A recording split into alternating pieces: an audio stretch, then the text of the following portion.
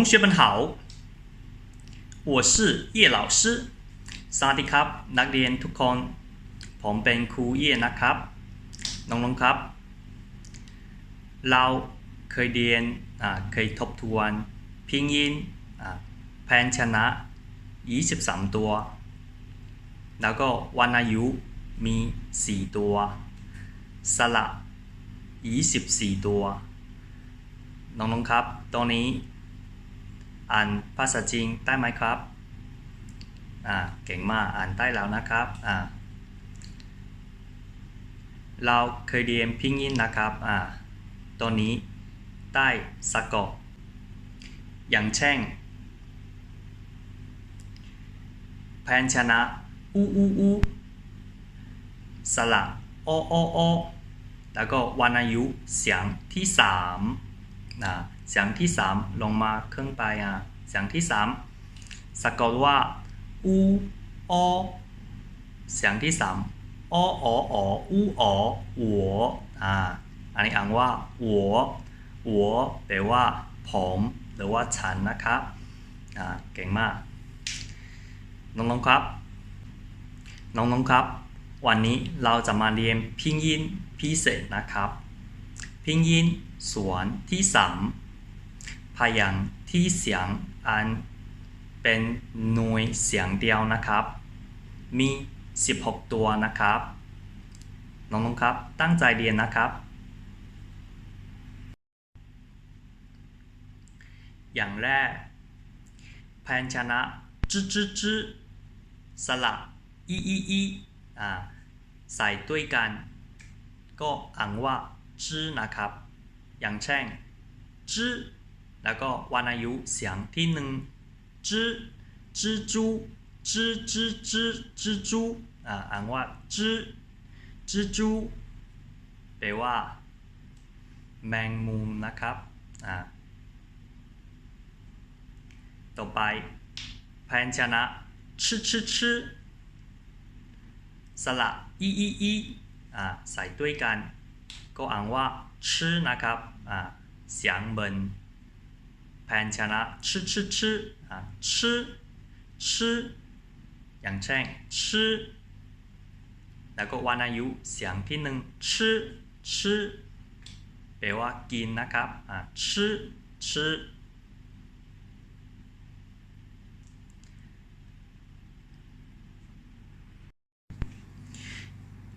ต่อไปอย่างที่3พยัญชนะชื่อกับสระอีใส่ด้วยกันอ่านว่าชื่อก็อ่านว่าชื่อนะครับเสียงเหมือนพยัญชนะชื่ออย่างเช่นชื่อแล้วก็วรรณยุกต์เสียงที่1狮子แปลว่าสิงโตนะครับต่อไปอย่างที่4พยัญชนะจื้อกับสระอีใส่ด้วยกันออกเสียงเหมือนพยัญชนะจื้ออย่างเช่นจื้อวรรณยุกต์เสียงที่4จื้อแปลว่าอาทิตย์นะครับต่อไปพยัญชนะจื้อ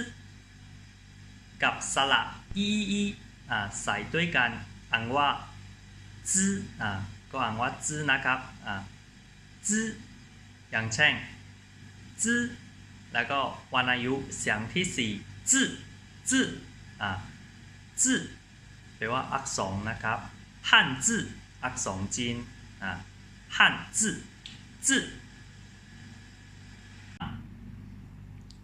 ชื่อพยัญชนะชื่อกับสระอีใส่ด้วยกันอ่านว่าชื่อนะครับออกเสียงเหมือนพยัญชนะชื่อตัวอย่างเช่นชื่อแล้วก็วรรณยุกต์เสียงที่4刺猬刺猬อันนี้ก็刺猬นะครับ刺猬ต่อไปพยัญชนะซื้อกับสระอีใส่ด้วยกันอ่านว่าซื้อก็อ่านว่าซื้อนะครับเหมือนพยัญชนะซื้ออย่างเช่นซื้อวรรณยุกต์เสียงที่หนึ่งซื้ออันนี้คืออะไรครับผ้าไหมซื้อต่อไปพยัญชนะอีกับสระอีใส่ด้วยกันก็อ่านว่าอีนะครับอีอย่างเช่นอีวรรณยุกต์เสียงที่หนึ่ง衣服的衣服เสื้อผ้านะครับ衣服ต่อไปพยัญชนะอูกับสระอูใส่ด้วยกันอ่านว่าอูนะครับอูก็อ่านว่าอู房屋的屋อย่างเช่นพยัญชนะอูแล้วก็สระอูวรรณยุกต์เสียงที่หนึ่งอู房屋แปลว่าที่พักนะครับอู房屋屋子房屋อูต่อไปพยัญชนะอีกับสระยูใส่ด้วยกันอ่านว่ายูเหมือนสระยูนะครับแต่เขียนไม่ต้องเขียนสองจุดนะครับเขียนอันนี้ยูอย่างเช่นยูแล้วก็วรรณยุกต์เสียงที่สองยูแปลว่าปลานะครับยูต่อไป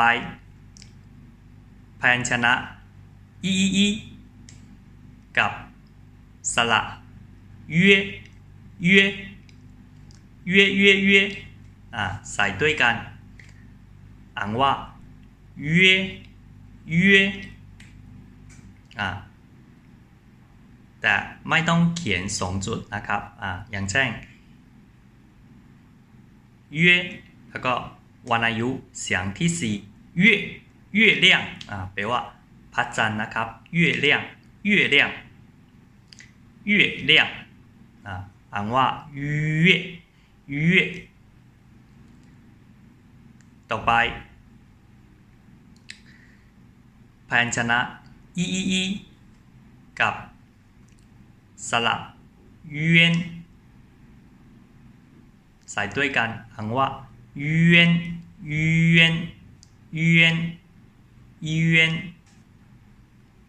ไม่ต้องเขียนสองจุดนะครับ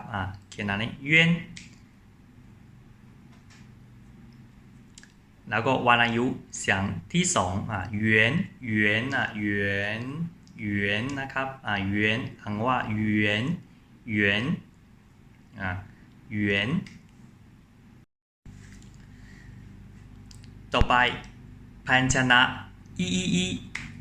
กับสระอินใส่ด้วยกันสะกดว่าอินอ่านว่าอินนะครับอินเหมือนสระอินอย่างเช่น音乐วรรณยุกต์เสียงที่หนึ่ง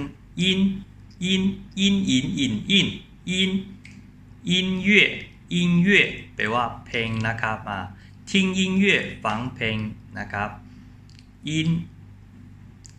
ต่อไปพยัญชนะอีกับสระวินใส่ด้วยกันอ่านว่า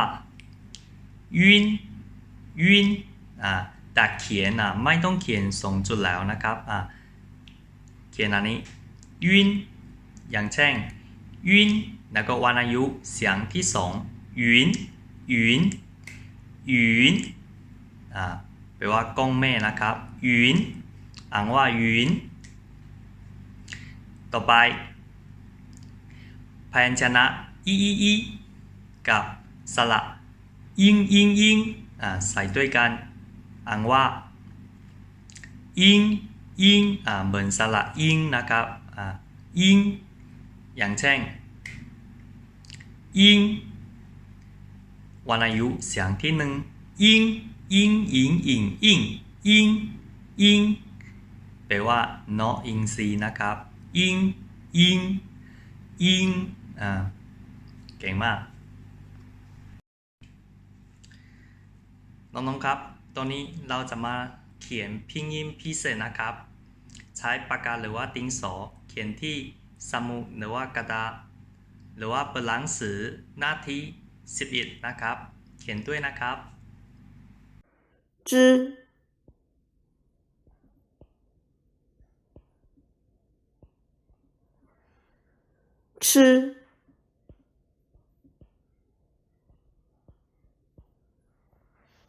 吃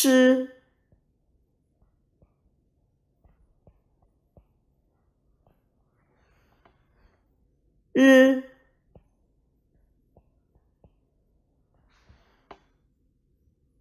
滋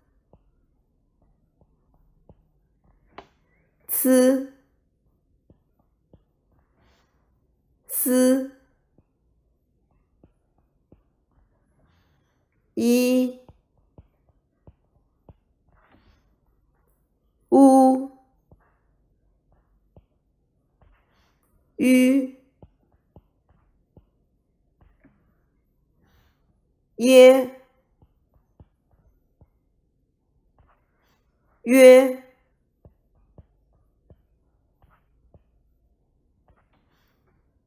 渊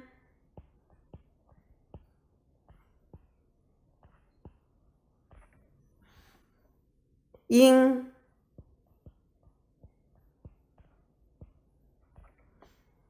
晕鹰